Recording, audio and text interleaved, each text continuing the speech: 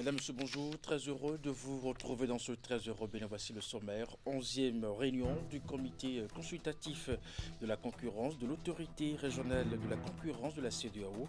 La rencontre se tient à Cotonou à l'ordre du jour. Plusieurs points dont l'examen permettra aux experts venus des pays de la CEDEAO de contribuer à la mise en place des mécanismes pour assainir la concurrence dans l'espace communautaire.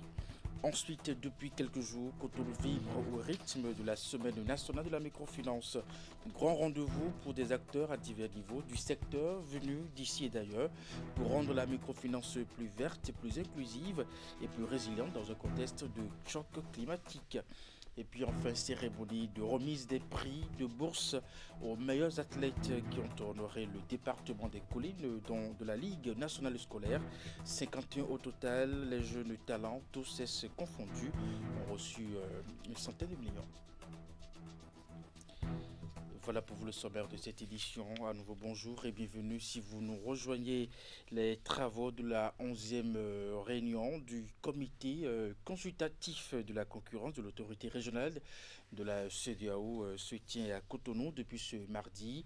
À l'ordre du jour, plusieurs points dont l'examen permettra justement aux experts venus des différents pays de la CEDEAO de contribuer à la mise en place des mécanismes pour assainir la concurrence dans l'espace communautaire. Reportage. 4 points sont inscrits à l'ordre du jour de cette 11e réunion du comité consultatif de la concurrence de l'autorité régionale de la concurrence de la CEDEAO. Le point des activités du bureau du comité consultatif, la situation de la concurrence et de l'application des règles de concurrence dans les États membres, les états de mise en œuvre des activités de l'autorité régionale de la concurrence de la CEDEAO et l'identification des besoins des États membres dans le cadre du programme d'appui à la concurrence et à la sécurité des produits de consommation. Comme vous pouvez le constater, il apparaît clairement que cette session revêt les caractères d'un exercice de bilan des activités menées. C'est naturellement un moment de réflexion stratégique basé sur l'évaluation des activités réalisées et les perspectives. L'ordre du jour de cette 11e réunion témoigne de votre engagement. Il ne s'agit pas seulement de faire le point de ce qui a été accompli, mais également d'identifier l'ensemble des actions concrètes à mener pour renforcer la coordination et la collaboration entre nos États membres. La 11e réunion du comité consultatif de la concurrence arrive à un moment où la CEDEAO doit répondre à plusieurs défis, dont la nécessité d'accélérer la formulation et la mise en œuvre effective des règles de concurrence dans chacun des États membres, l'importance de renforcer les mécanismes de contrôle des pratiques anticoncurrentielles. Je me réjouis de la présence effective à cette session des experts en matière de concurrence, membres du comité consultatif de la concurrence de la CEDEAO. Votre présence dans cette salle témoigne de l'engagement de vos États respectifs à traduire dans les faits la noble ambition de la CEDEAO de promouvoir l'équité du marché communautaire et la protection des consommateurs. Les travaux de cette 11e réunion du comité consultatif de la concurrence s'étalent sur 4 jours à compter de ce mardi.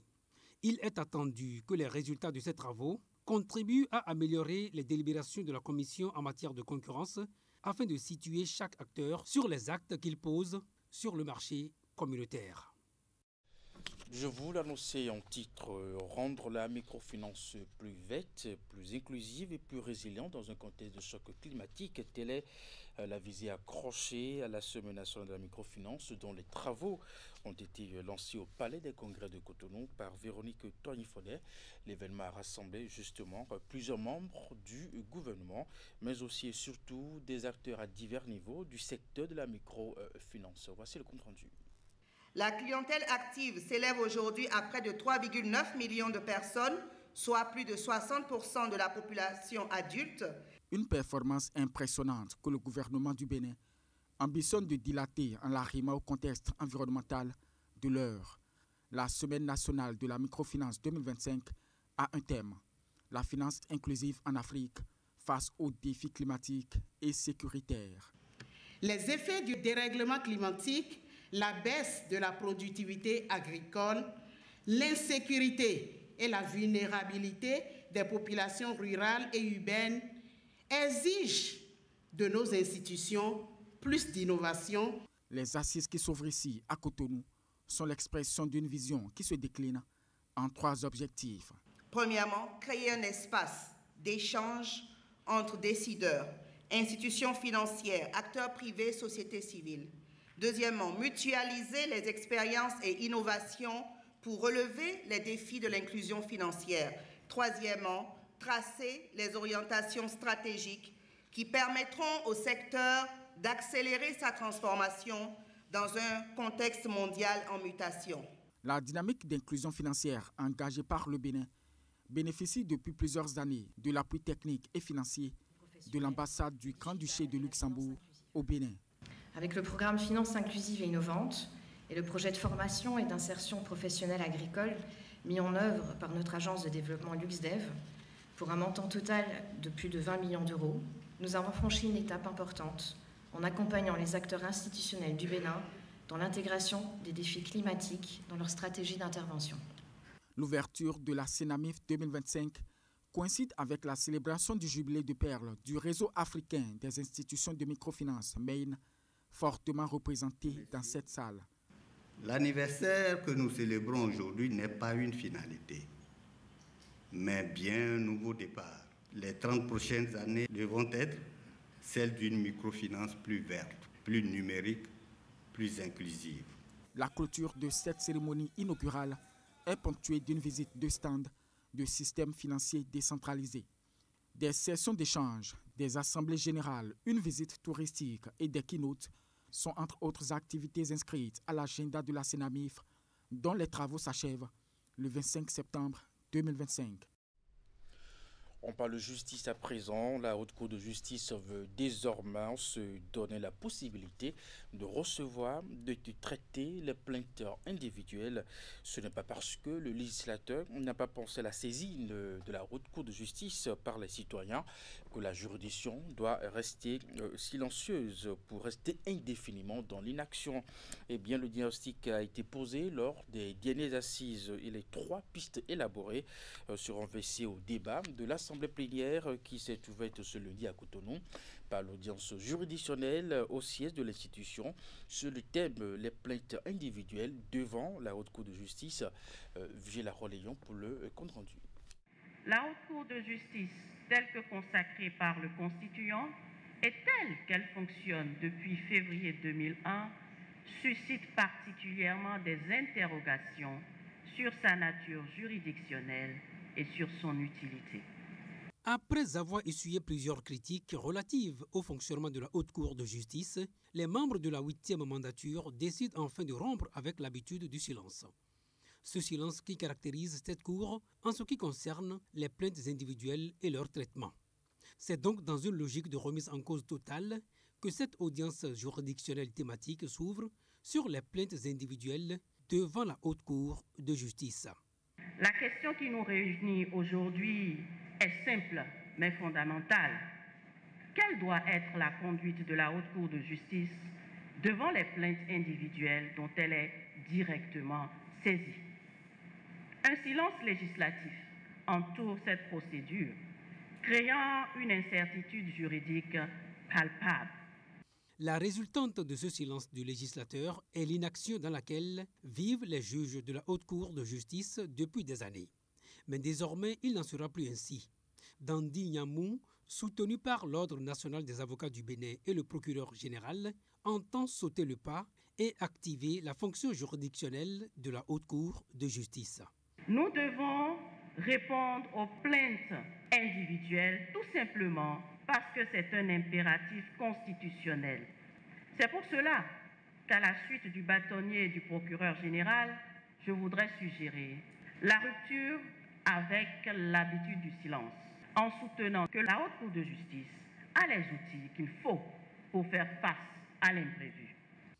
Les réponses administratives, les ordonnances à caractère juridictionnel et les décisions collégiales prises avec ou sans audiencement sont les 3 pistes qui s'offrent à la Haute Cour de justice pour répondre désormais aux plaintes individuelles. Ces pistes, faut-il le rappeler, sont issues des conclusions des assises des 19 et 20 août 2025 et feront objet de débats au cours de la présente Assemblée plénière.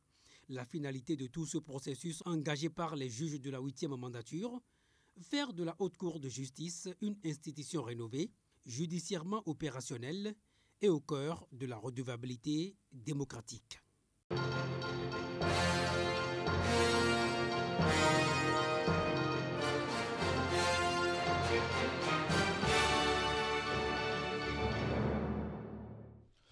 On parle politique à présent dans cette séquence de ce 13h au Bénin. L'association entre jeunes portée par Djamil Malé-Rossou apporte son soutien au duo Romuald Wadani et Mariam Tchabi Talata Zimé-Yerima pour l'élection présidentielle 2026.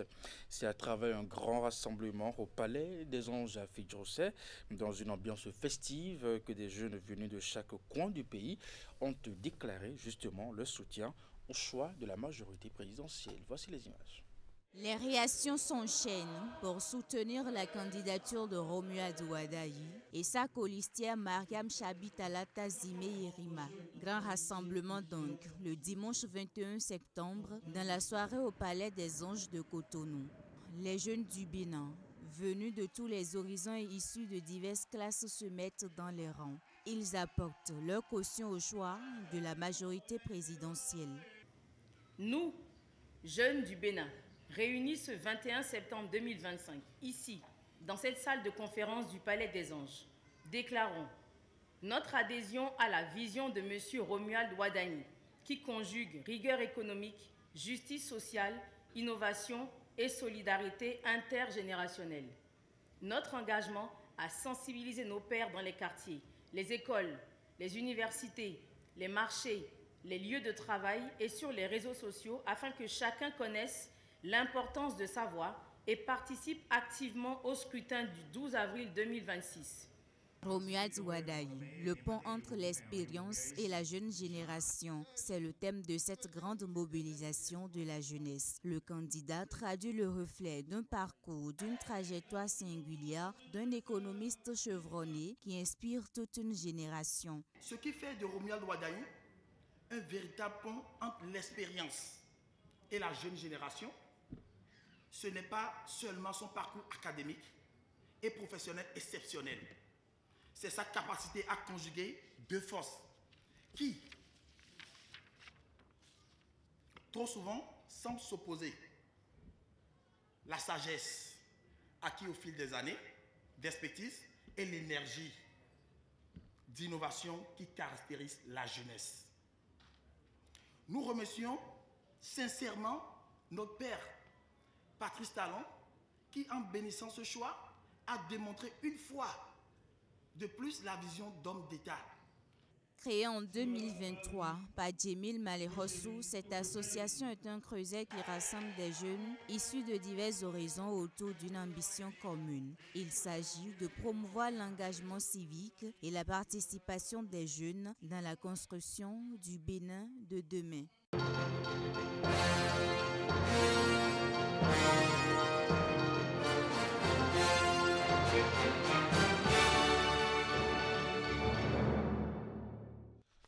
Dans la suite de cette édition à Sémépodi, le maire Jonas Benan Mentor a fait le tour des 6 arrondissements de sa commune pour constater le bon démarrage de la rentrée, une tournée accompagnée d'un geste de solidarité puisque le conseil communal a saisi l'occasion pour distribuer une grande quantité de kits scolaires aux apprenants, surtout les plus démunis. Voici les images.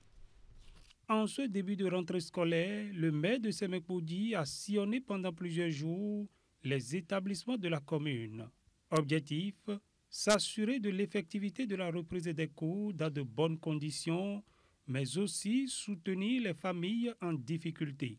À chaque étape, l'équipe communale a procédé à la remise de kits scolaires aux écoliers les plus démunis. Ces fournitures intégralement financées sur le budget communal constituent un véritable soulagement pour de nombreux parents. Nous avons rencontré les enfants sélectionnés dans les arrondissements. Donc, tous les arrondissements, les 6 arrondissements de Sémépodi ont reçu cette visite du conseil communal en ce qui concerne la distribution des kits.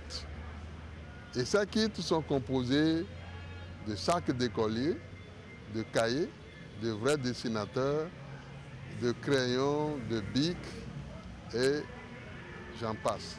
Sur le terrain, la délégation a également pu constater le bon démarrage des activités pédagogiques. Quelques insuffisances en matière d'infrastructure persistent dans certaines écoles, mais le maire se veut rassurant. Nous avons constaté que la rentrée est effective, les emplois du temps sont distribués et le personnel d'encadrement est vraiment sur place. Donc, il n'a été signalé aucun obstacle majeur pour la rentrée. Nous avons eu par moments des soucis exprimés en ce qui concerne certaines infrastructures. Il faut dire que des infrastructures qui sont en construction, toutes n'ont pas été réceptionnées avant la rentrée. Ce qui veut dire que concrètement, dans certaines écoles, les gens vont commencer à utiliser l'ancien dispositif, mais au plus 2 mois, tout doit être livré selon les engagements pris par les différents acteurs. Par cette tournée, le conseil communal de Semekpodji réaffirme son engagement à offrir un cadre d'apprentissage plus adapté et à accompagner chaque enfant sur le chemin de la réussite scolaire. Et pour finir cette édition, cérémonie de remise des prix et bourses aux meilleurs athlètes qui ont honoré le département des Collines lors de la Ligue nationale scolaire. 51 au total, les jeunes talents, tous ces confondus, ont reçu environ 4 200 000 francs CFA. Les prix et bourses ont été remis par les autorités départementales de la région. La cérémonie s'est déroulée dans l'enceinte de la mairie de Dassazomé. Voici les images. Pour le compte du département des Collines, ils se sont fait remarquer de par leur talent et les résultats obtenus lors de la Ligue nationale scolaire en reconnaissance. Et pour joindre l'acte à la parole comme promis par les autorités, ces athlètes reçoivent ici des mains des responsables communaux et départementaux les prix de même que les récompenses qui leur sont réservées. Lors de la clôture, le ministre en charge des sports, le ministre Benoît Dato, a fait une annonce au nom du gouvernement de notre pays qu'une somme de 25 millions est octroyée aux athlètes qui sont venus en tête à raison de 100 000 francs pour les premiers, 70 000 francs pour les deuxièmes et 50 000 francs pour les troisièmes. C'est dans ce cadre que nous avons voulu faire la remise de ce qu'il y a eu comme lot pour le compte du département des Collines. Environ 4 200 000 francs CFA ont été mis à la disposition de 51 athlètes dans 3 disciplines pour cette compétition. Le département a été sacré champion en basketball masculin et féminin, volleyball masculin et 3e en foot féminin. Les prix et bourses octroyés collectivement aux équipes et individuellement à chacun de ces jeunes talents visent non seulement à les encourager, mais aussi les convier à faire davantage. C'est pour ma première fois que j'ai reçu de l'argent, une grosse somme, depuis que j'ai commencé mon basketball. Et je tiens aussi à remercier l'État pour tout ce qu'il fait dans le domaine du sport. Au nom de mes coéquipiers, nous promettons de jouer encore plus pour montrer notre potentiel. J'ai un garçon dans l'équipe basket masculin et une fille dans l'équipe basket féminin. Et je voudrais vraiment saluer les autorités pour avoir eu cette initiative-là, inattendue. De bourse. Je pense que ça va nous soulager, nous, parents. Plus qu'un jeu, le sport au Bénin est désormais devenu un enjeu. Pour cette raison, le gouvernement, en vue d'atteindre ses objectifs, s'investit à accompagner les acteurs à divers niveaux pour des résultats probants. Je me fais ce devoir-là de féliciter nos héros, nos athlètes, qui nous ont honorés vraiment. Et je voudrais vous demander de croire en vous-même, de travailler jour après jour, performer pour que, au final, vous intégrez de grandes équipes au niveau du Bénin et de grandes équipes au niveau international. Pour rappel, la Ligue nationale scolaire est initiée dans le but de soutenir les acquis du programme des classes sportives. La compétition a connu la participation de jeunes talents venus des 12 départements. Ils ont été identifiés lors des diverses compétitions organisées en 2024 et 2025. C'est bien la fin de cette édition. Merci de l'avoir suivi, de votre fidélité à 16h. C'est votre bulletin d'information 19h30. La grande édition de la soirée juste après votre émission. L'info continue. Portez-vous bien et à très bientôt.